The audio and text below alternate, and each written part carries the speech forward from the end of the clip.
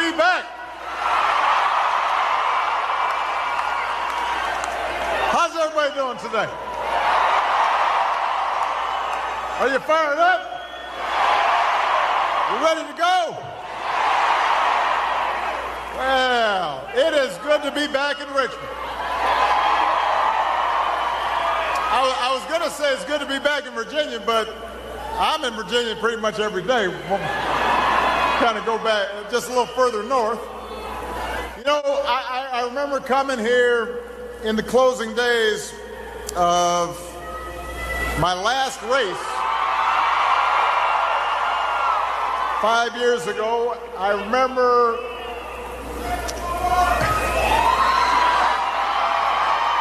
you know, the enthusiasm, the generosity, the warmth of the people of Virginia.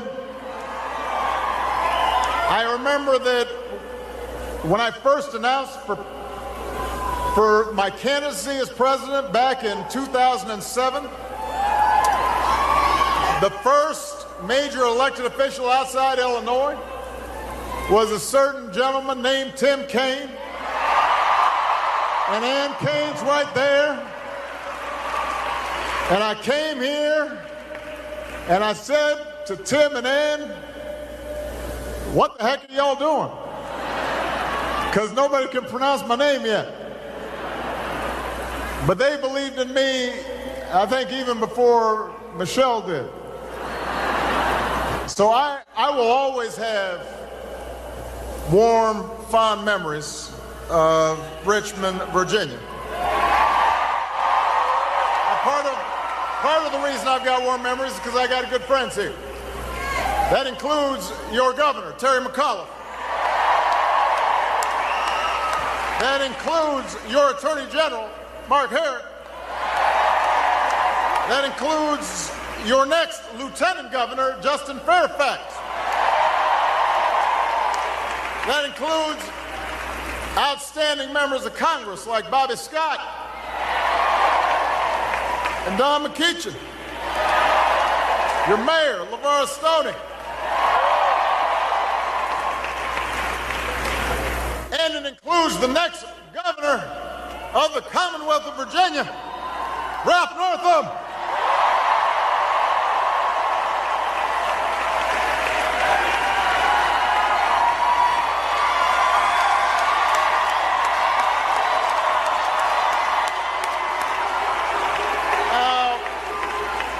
I want to thank Ralph for getting me fired up backstage. And since he said a few nice things about me, I've got to embarrass him in return. Because Richmond, this is somebody that you will be proud to have as your governor.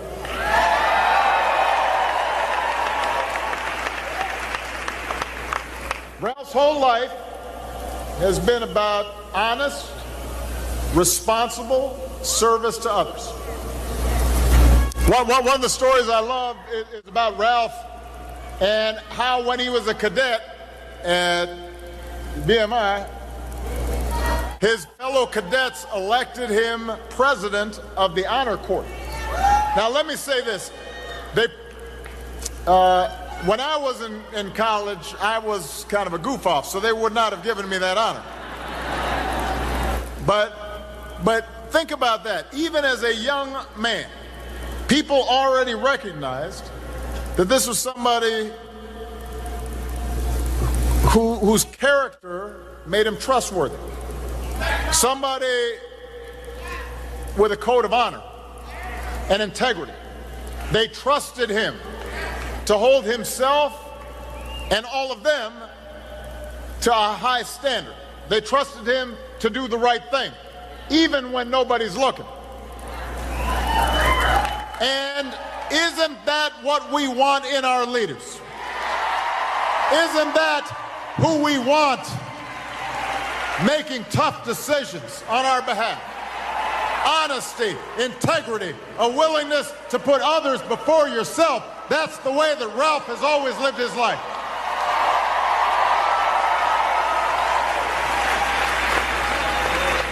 In the Army's served at Walter Reed, and I can tell you, as somebody who visited Walter Reed consistently throughout my 8 years, what it meant to have a medical staff that would literally help to rebuild people's lives after they had served our country in such a profound way. In Germany, treating our wounded warriors from the first Iraq War.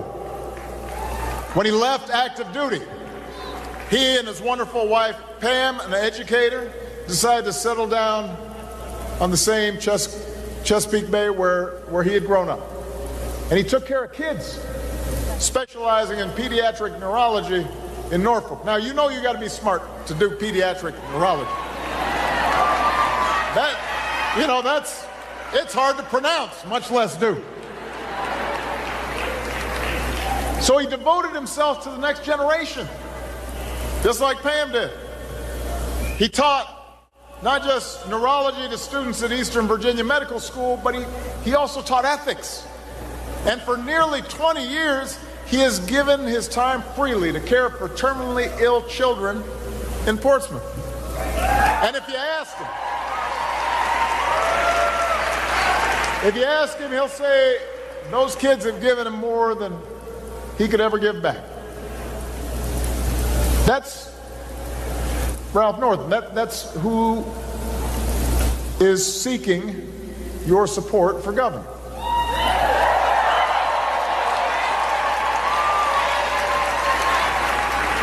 Justin Fairfax's story isn't so different. He didn't grow up with much, but with scholarships, with help from a hard-working mom. Justin went to college, went to law school, gave over his life to public service just to make sure that any striving young kid could have the same chance as he did. So,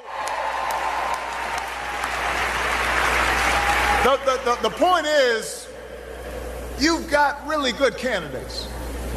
You've got people who will make you proud. You've got people who are in this race for the right reasons.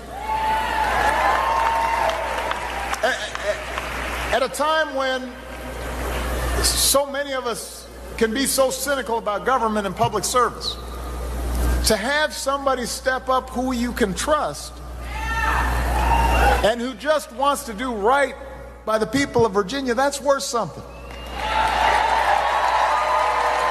And when Ralph was tending to our wounded warriors, he wasn't thinking about whether they were Democrats or Republicans. He was thinking about them one way and only one way, as Americans who defended our country. And how could he make sure that they were healed? And so the question now, at a time when our politics just seems so divided and so angry and so nasty, is whether we can recapture that spirit, whether we support and embrace somebody who wants to bring people together. Yes, we can. We can do that.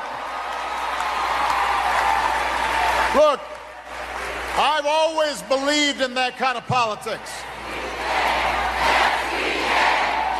Yes, we can.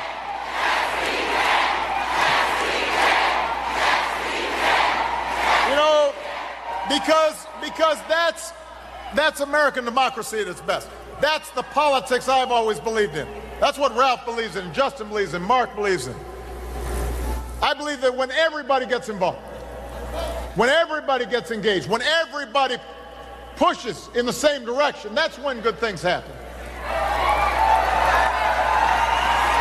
We're at our best not when we're trying to put people down, but when we're trying to lift everybody up. We're at our best not when we try to find what's wrong with somebody else, but when we find the decency and goodwill and common effort that so often we see in our neighborhoods and in our congregations, and that we try to impart into our children. That's what we believe.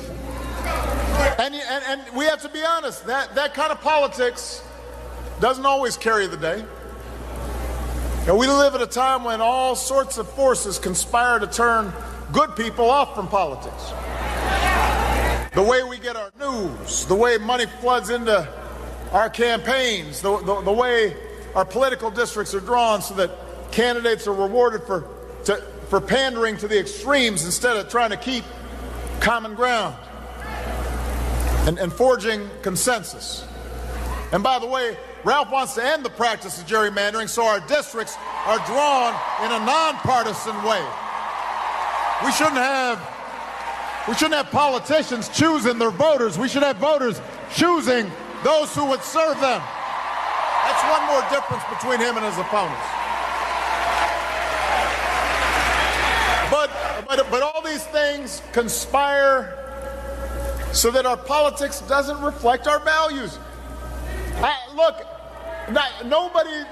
folks don't feel good right now about what they see. They don't feel as if our public life reflects our best. Instead of our politics reflecting our values, we've got politics infecting our communities.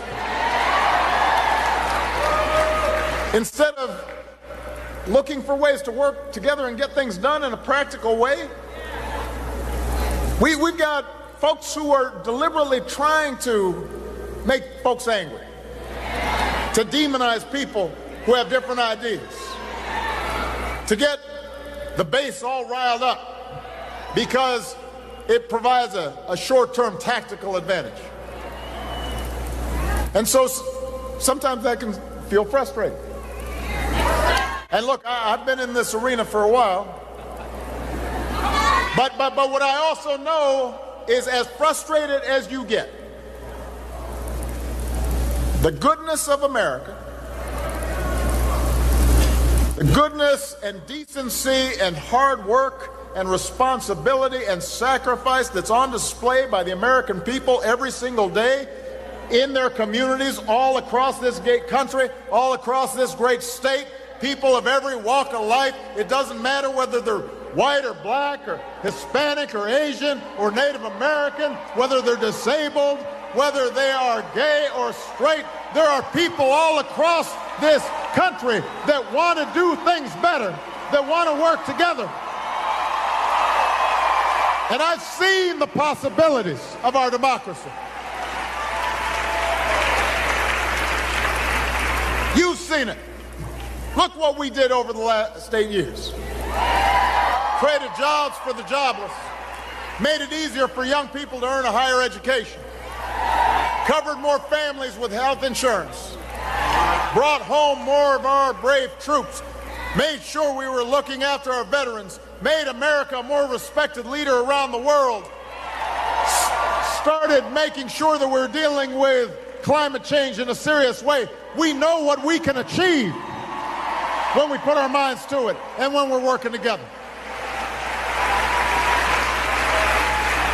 And this year we've seen countless people get active and organized and march, not just for themselves, not just for their own narrow interests, but for the well-being of others. We've seen people who never thought about jumping into the arena before. Suddenly they're grabbing a clipboard. They're putting on some marching shoes. They're going to run for something. They're going to go out and fight for a cause. Right here in Virginia, there are 50 first-time candidates running for your House of Delegates. People who will write your laws about public schools and fair wages and criminal justice reform. More than half of them are women. A dozen of them are millennials. So if you want a House of Delegate that looks more like Virginia and understands your life, then make sure to get out and vote for the whole ticket, not just a little bit of the ticket, the whole ticket.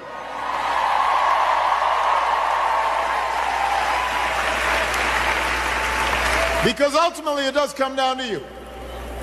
You know, I've said before, the most important office in a democracy is not president, it's not governor, it's not mayor, it's the office of citizen. Because in a democracy, ultimately you decide what kind of politics we have. You decide it by what you do and what you don't do.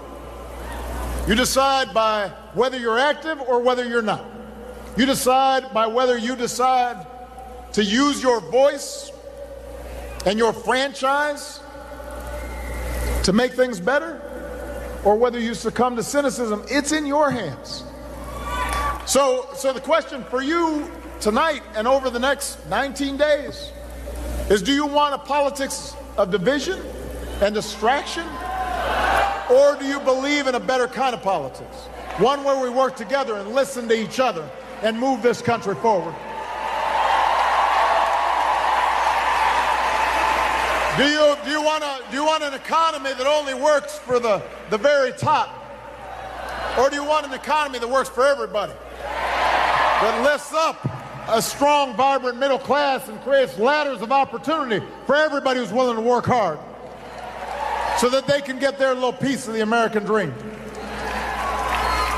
Do you believe that every child should get a good education? That every worker should get the skills they need to get a good new job with decent wages and decent benefits? Do you believe that everybody should be judged not by the color of their skin or who they love or their last name, but by the content of their character and their contributions to this great state? You have a choice to make. And this choice matters. I know what Ralph Northam believes. I know what Justin Fairfax believes. They've got plans and policies that will reflect your values and your priorities to create jobs and to educate kids and to keep Virginia clean and safe and healthy. And the question is, will you show up to vote on November 7th and give them that chance? Because it's up to you. This election comes down to you. And I have to say, by the way, off-year elections, midterm elections, Democrats sometimes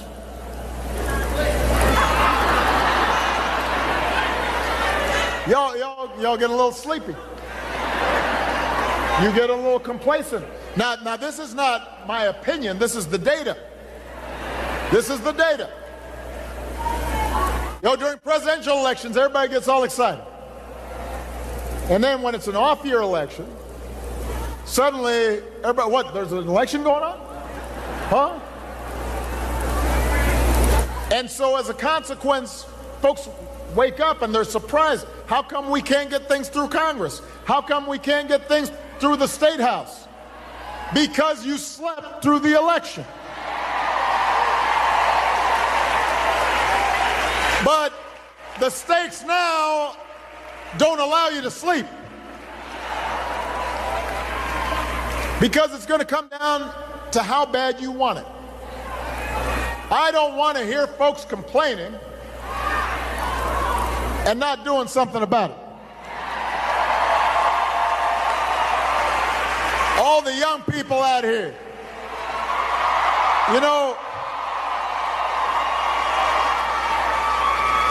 I think that it's great that you hashtag and meme, but I need you to vote.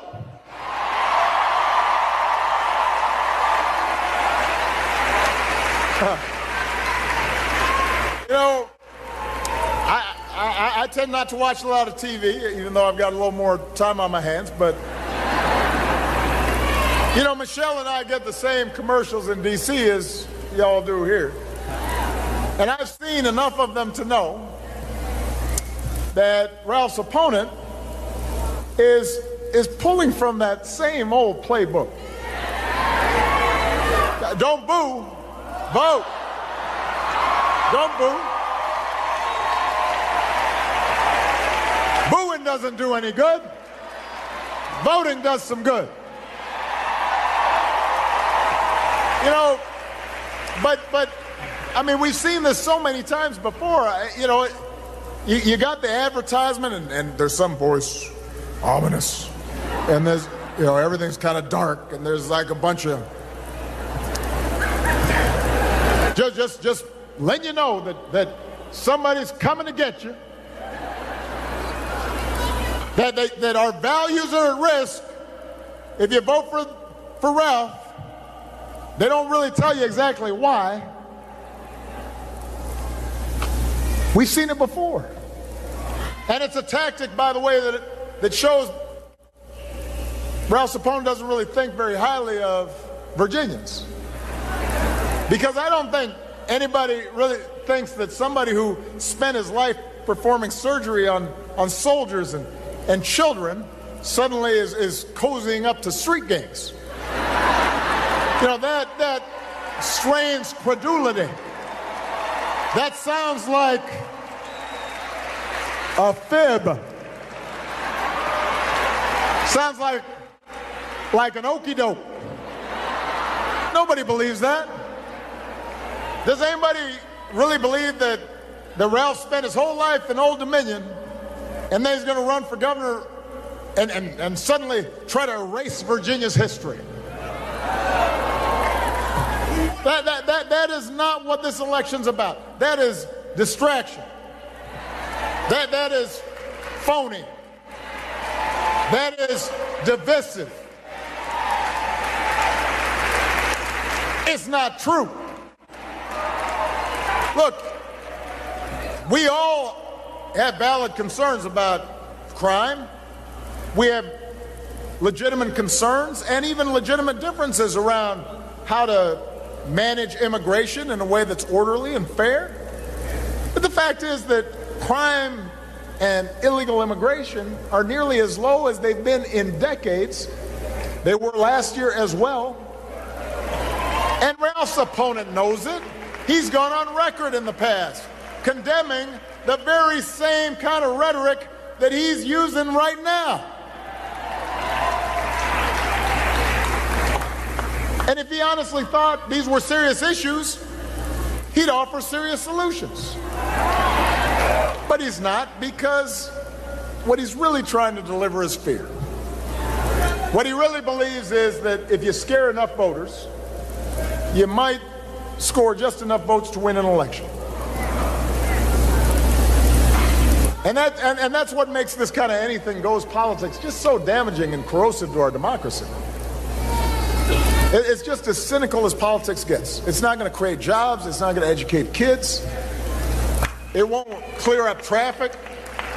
It won't clean up the environment. It won't protect your health care.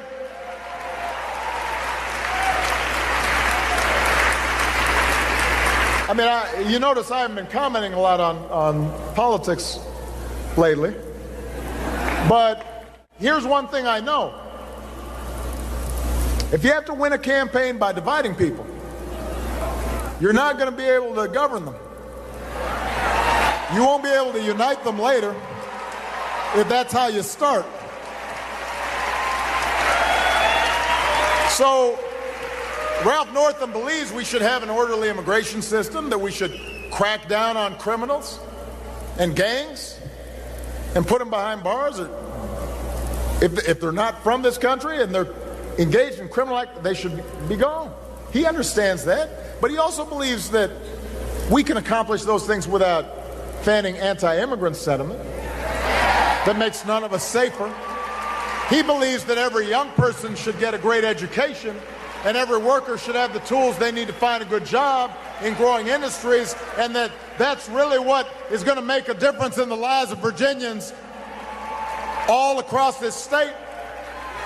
He's a hunter and an Army vet and a doctor who knows better than most what assault weapons can do. And he knows that we can protect our rights and our kids at the same time. He's not trying to scare somebody. He's trying to put in place sensible solutions. And let me just say something about history. You know, Ralph believes that if we're going to talk about our history, then we should do it in a way that heals, not in a way that wounds, not in a way that divides. We shouldn't use the most painful parts of our history just to score political points. We saw what happened in Charlottesville, but we also saw what happened after Charlottesville, when the biggest gatherings of all rejected fear and rejected hate and the decency and goodwill of the American people came out. That's how we rise. We don't rise up by repeating the past. We rise up by learning from the past and by listening to each other and knowing that we're all flawed. But we still try to presume some baseline measure of goodness and decency and patriotism. And we look for the good in other people, not the worst. And we think of ourselves as Americans first. That's how we should be thinking about our history. Listen, I've written about this before. My father was from Kenya, as you know. Well, some of you know. Some of you may have forgotten. But I've written about the fact that my mother,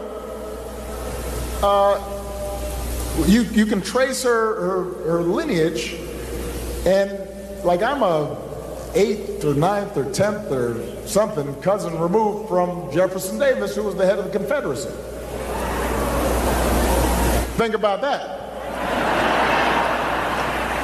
I'll bet he's spinning in his grave. Right?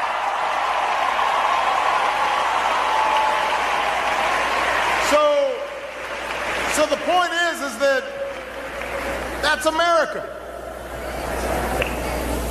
And we claim all of our history, the good and the bad. And we can acknowledge that Thomas Jefferson, one of Virginia's most famous sons, owned and sold slaves. That's not disputable.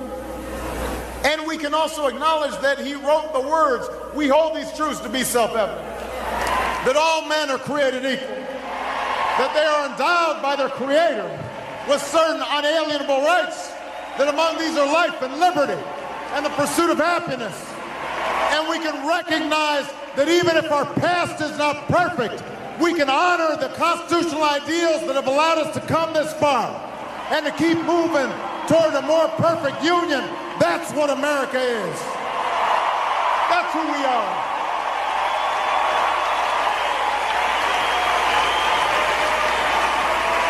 That's who we are.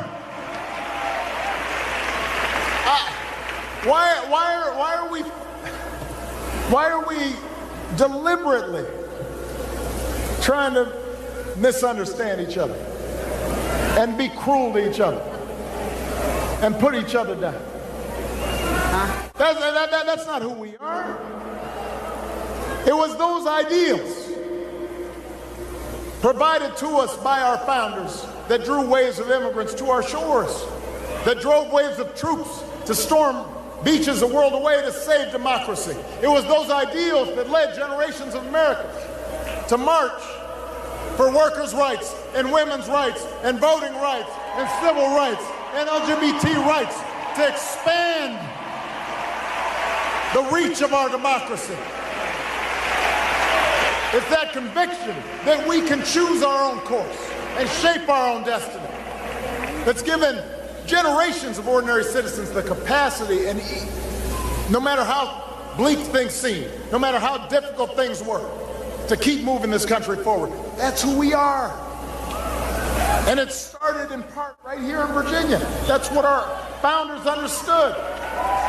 That for all of our flaws, our fate is in our own hands. That was the radical idea of America.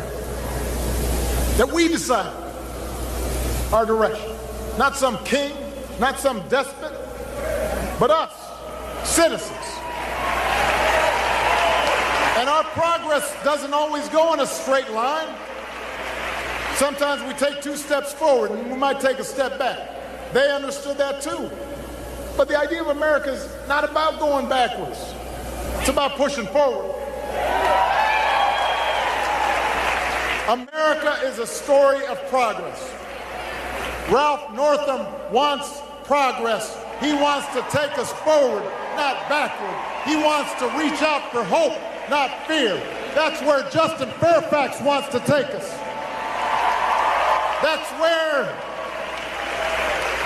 That's where you should want to take us. We need you to take this seriously because our democracy is at stake, and it's at stake right here in Virginia. And if you play your part, not just voting yourself, but talking to your friends and your neighbors and fellow students and co-workers, then I'm confident Virginia will make the right choice, just like you did with Mark Warner, just like you did with Tim Kaine, just like you did with Terry McAuliffe, just like you gave me a chance. We need your help. Elections matter. Voting matters.